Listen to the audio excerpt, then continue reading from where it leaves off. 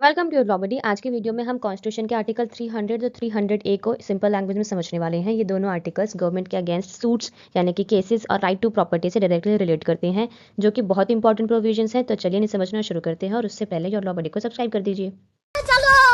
Article 300 का clause 1 कहता है कि यूनियन गवर्नमेंट पर केस होगा तो यूनियन ऑफ इंडिया के नाम से होगा, स्टेट गवर्नमेंट पर केस होगा तो स्टेट के नाम से होगा, जैसे कि स्टेट ऑफ महाराष्ट्र।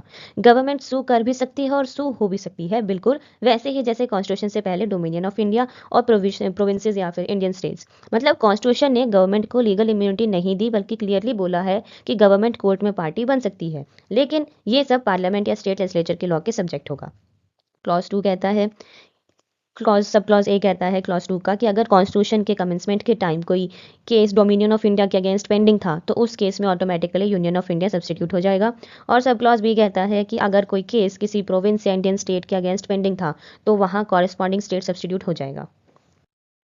आर्टिकल 300 ए जो है ये कहता है कि कोई भी पर्सन अपनी प्रॉपर्टी से सिर्फ लॉ के थ्रू ही डिप्राइव किया जा सकता है, गवर्नमेंट बिना लॉ के प्रॉपर्टी नहीं ले सकती। राइट टू प्रॉपर्टी अब फंडामेंटल राइट नहीं है, ये अब कॉन्स्टिट्यूशनल या फिर लीगल राइट है 44th कॉन्स्टिट्यूशनल अमेंडमेंट के बाद से। This was a simple explanation of Article 300 and 300A of Indian Constitution. If you found this video useful, do not forget to like, share and subscribe your law buddy for more such legal content. Thank you.